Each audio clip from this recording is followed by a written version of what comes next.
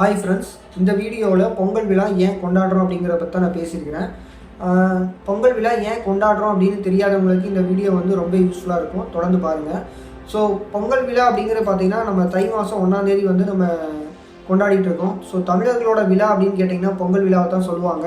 So உலகளவில் இருக்கக்கூடிய தமிழர்கள் எல்லாருமே என்ன பண்ணுவாங்க அப்படின்னு பார்த்தா இந்த பொங்கல் விழாவை வந்து ரொம்ப சிறப்பாக வந்து கொண்டாடுவாங்க. தை மாதத்தில் பார்த்திங்கன்னா தரையே நடுங்கிற அளவுக்கு வந்து குளிர் இருக்கும் அப்படின்னு சொல்லுவாங்க. ஸோ மார்கழி மாதம் மரம் நடுங்கும், தை மாதம் தர நடுங்கும் அப்படிங்கிறத ஒரு பழமொழி சொல்லிட்டு இருப்பாங்க. ஸோ இப்போ பார்த்தீங்க அப்படின்னா நம்ம ஏன் தை மாதம் 1ஆம் தேதியே நம்ம கொண்டாடுறோம் அப்படின்னு பார்த்தீங்கன்னா நம்ம வந்து அந்த குளிரை வந்து தாங்கிக்கிற அளவு வந்து நம்ம உடம்பு வந்து ஹீட் ஆகணும். ஸோ அதுக்காக பார்த்தீங்க அப்படின்னா என்ன பண்ணுவாங்க அப்படின்னா பொங்கலை வந்து சாப்பிட்றாங்க.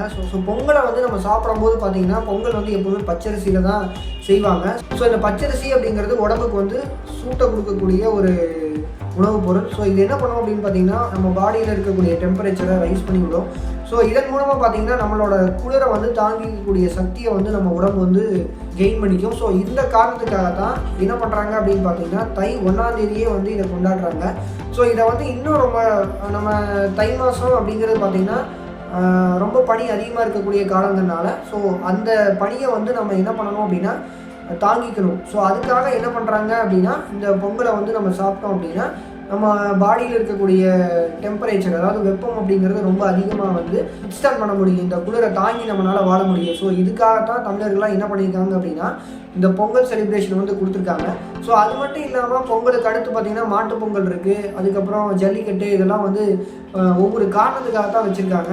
ஸோ ஜல்லிக்கட்டெல்லாம் ஒரு சிறப்பான ஒரு காரணம் இருக்குது. ஸோ இந்த ஜல்லிக்கட்டை பற்றி பார்த்திங்கன்னா தனியாக ஒரு வீடியோவிலே பார்க்கலாம். ஸோ இப்போதைக்கு நம்ம வந்து பொங்கல் செலிப்ரேஷன் ஏன் பண்ணுறோம் அப்படிங்கிறத பற்றி இந்த வீடியோவில் நான் சொல்லிக்கிறேன். ஸோ இந்த வீடியோ பிடிச்சது அப்படின்னா உங்கள் ஃப்ரெண்ட்ஸ்க்கும் ஷேர் பண்ணிவிட்டு நம்ம யூடியூப் சேனல் சப்ஸ்கிரைப் பண்ணிடுங்க. அடுத்த வீடியோவில் பார்க்கலாம்.